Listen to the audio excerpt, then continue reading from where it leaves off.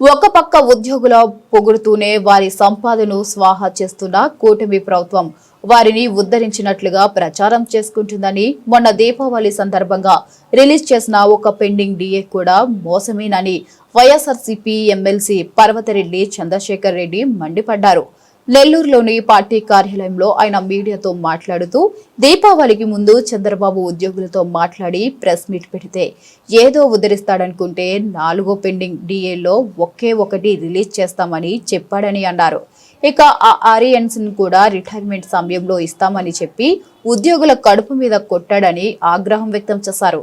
ఇక CRC commission IR 34,000 కోట్ల pending బకాయిల గురించి ప్రస్తావించకుండానే చంద్రబాబు ప్రెస్ మీట్ ముగించడం చూస్తే ఉద్యోగుల సమస్యల పట్ల కూటమి ప్రభుత్వానికి ఏ మాత్రం చిత్తశుద్ధి లేదని అర్థమైందని ధ్వజమెత్తారు.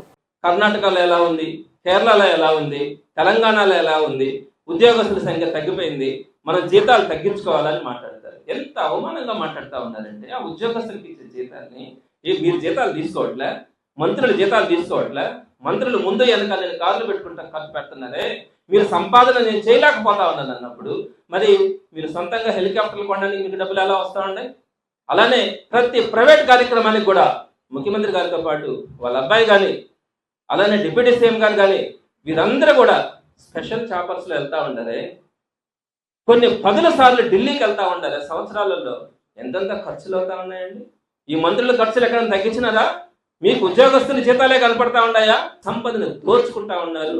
ఇవ్వాల్సిన వాళ్ళకి ఎక్కడ కూడా సంక్షేమ పథకాలు కానీ ఉద్యోగస్తులకు కానీ వాళ్ళకి కావాల్సినటువంటి జీతాలు కూడా ఈ రోజు మీరు ఇవ్వకుండా ఏదేదో కంపేర్ చేసుకొని మీరు మాత్రం విలాసవంతమైన జీవితాలు పెద్ద పెద్ద బంగ్లాలు కట్టుకోవాలా, ముందు వెనక కొన్ని వందల సంఖ్యలో కార్లు, ఇవన్నీ కూడా స్పెషల్ చాపర్స్ లో తిరగడం, మీరు చేసేటువంటి చిన్న చిన్న కార్యక్రమాలు కూడా పెద్ద పెద్ద ఈవెంట్లు లాగా చేయడం, ఒక 16,000 ఉద్యోగాలు వేసే దానికి కొన్ని 100 కోట్ల రూపాయలు ఖర్చు పెట్టి అందరినీ కూడా అమరావతికి తీసుకొని వచ్చి సెలబ్రేషన్స్ చేసుకోవడం, వీటన్నిటికీ డబ్బులు వస్తాయా? అక్కడ కనిపించలేదా మీకు ఇతర రాష్ట్రాలతో కంపేర్ చేయాలని? ఇతర రాష్ట్రాల్లో మీకు సంపద ఉంది, మన దగ్గర సంపద తగ్గిపోతా ఉందని మీకు అక్కడ కనిపించట్లేదా? ఉద్యోగస్తుల జీతాల్లో మాత్రమే మీకు అలా కనపడతా ఉందా? ఈ వాలంటీర్లను అనవసరంగా తీసుకొని వచ్చి జగన్మోహన్ రెడ్డి గారు వాళ్ళకి ఇచ్చేది ఏంటంటే ఒక 100 కోట్ల రూపాయలు ఖర్చు అవుతుంది. ఆ 100 కోట్ల రూపాయలతో మనం ఎన్ని సర్వీసెస్ చేసినామో మీకు తెలుసా? ఈ రోజు పేద ప్రజలు ఈ రోజు సగర్వంగా ఈ రోజు ప్రతి ఒక్కరు కూడా బతకగలుగుతా ఉన్నారు, కార్యక్రమాలు చేసుకోగలుగుతా ఉన్నారంటే మనం ఆ రోజు కోవిడ్ సమయంలో కూడా వాలంటీర్లు ఉండబట్టాయి కదా. ఆ వాలంటీర్లు దండగా వాళ్ళకి అనవసరంగా జీతాలు ఇచ్చాడని మాట్లాడారు. మరి అలా వాలంటీర్లకి అలా మీరు దండగా అనుకున్నప్పుడు మీరు ఎలక్షన్స్ ముందు వారందరికీ ఏమని మాయ మాటలు చెప్పినారు? 5,000 నుంచి నేను 10,000 రూపాయలు మీకు ఇస్తానని చెప్పి మీరే కదా మాయ మాటలు చెప్పింది. మీకు ఆ రోజు కనిపించలేదా వాళ్ళ దండగాని? మరి ఆ రోజు మీరు వాళ్ళ 10,000 రూపాయలు ఇస్తారని చెప్పి తీరా మీరు అధికారంలోకి వచ్చిన తర్వాత 2,60,000 కుటుంబాన్ని మీరు నడి రోడ్డు మీద వదిలేసినారే. మీరు 10,000 రూపాయలు ఇస్తానని చెప్పకుండా ఈ రోజు తీసేసినా కూడా దాని అర్థం వేరే, అర్థం చేసుకుంటాం. కానీ మీరు ఆ రోజు 10,000 రూపాయలు నేను ఇస్తానని చెప్పి ఈ రోజు మీరు వాళ్ళందరూ కూడా దండగా నేను 1 రూపాయి కూడా ఇదని చెప్పి తీసి పారేసినప్పుడు ఇది మోసం కాదా? ఇది దగా కదా? పోలీసు సోదరులు డే అండ్ నైట్ కష్టపడతారు. వారికి సంబంధించి 4 సరెండర్ లీవ్స్ ఉన్నాయి పెండింగ్. మీరు ఒక్క సరెండర్ లీవ్ని ఇస్తా ఉన్నానని చెప్పినారు.